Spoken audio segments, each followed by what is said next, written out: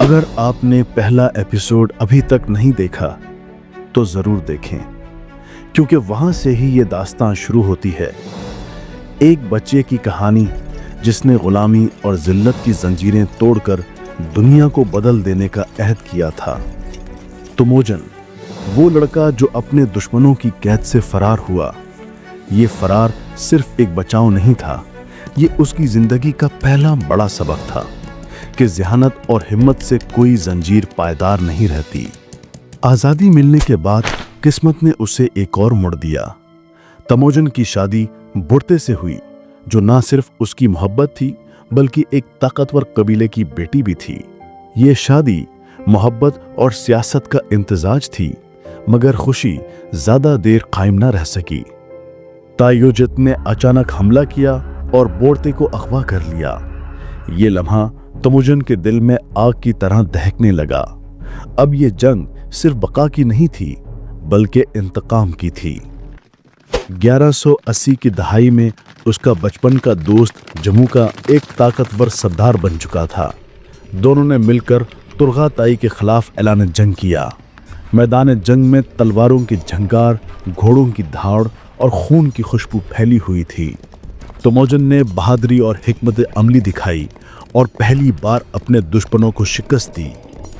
वो अपनी बोर्ते को वापस ले आया। ये सिर्फ एक फतह नहीं थी, ये उसकी शोहरत की शुरुआत थी। वक्त गुजरा और तमोजन ने एक एक करके छोटे कबाइल को साथ मिलाना शुरू किया। वो जानता था मंगोलों की असल ताकत उनके इत्तेहाद में है। उसने दोस्तियों, वादों और शादियों के जरिए ताकत मनाई और यूं 1189 में बोरेगिन कबीले ने उसे अपना खान मुंतखब किया। लेकिन दुश्मन अभी भी मौजूद थे, तातार, नायमान, थायोचद और कराइत। इसी दौरान जम्मू का और उसके दरमियान इख्तिलाफ पड़ गया। जम्मू का रिवायती सरदार था जो खून और नस्ब को मयार मानता था, मगर तमोजन एक नई सोच रखता था। उसके लिए वफादारी और काबिलियत सबसे अहम थी, न कि खानदानी नस्ब। ये फर्क दोस्ती को दुश्मनी में बदल गया। 1190 की दहाई की आखिर में जम्मूका ने बड़े कबाइल को साथ मिलाकर तमोजन पर हमला किया। एक खौफनाक जंग में तमोजन को शिकस्त हुई, लेकिन वो बच गया और यही उसकी सबसे बड़ी ताकत थी, गिरने के बाद दोबारा उठ जाना। उसने अपनी फौज को दोबारा मुनज़्ज़म किया और दुश्मनों को एक एक करके कुचल दिया। 2002 में उसने अपने वालिद के कत्ल तातार कबीले को मुकम्मल तौर पर ख़त्म कर दिया। ये सिर्फ इंतकाम नहीं था, ये एक मैसेज था, तमोजन को कभी कमज़ोर न समझो। फिर आया वो दिन 1206 का अजीम जरगा। दरियाए उनून के किनारे हजारों जंगजू और सरदार जमा थे। वो लम्हा जब तारीख बदल गई, सब ने एक आवाज में उसे अपना खान तस्लीम किया। शामन ने आसमान की तरफ हाथ उठाए और उसे नया नाम दिया, चंगेज खान, यानी आलमी बादशाह। ये लम्हा था मंगोल सल्तनत की बाज़ाब्ता पैदाइश का। चंगेज खान ने अपनी फौज को एक नाकाबिल शिकस्त निज़ाम पर मुनज़्ज़म किया। 10, 100, 1000 और 10,000 के दस्ते। हर कमांडर को काबिलियत की बुनियाद पर चुना गया, न कि खून के रिश्ते पर।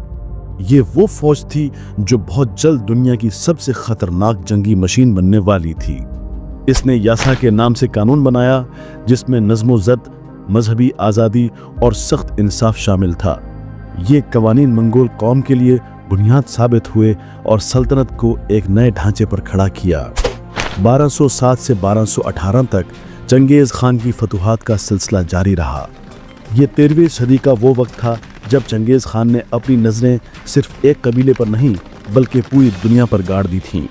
अब वो तन्हा खाना बदोश नहीं रहा था, बल्कि एक ऐसा तूफान था जो हर सल्तनत को बहा ले जाने के लिए तैयार था। 1207 में चंगेज खान ने अपनी मुहिमात का आगाज़ किया।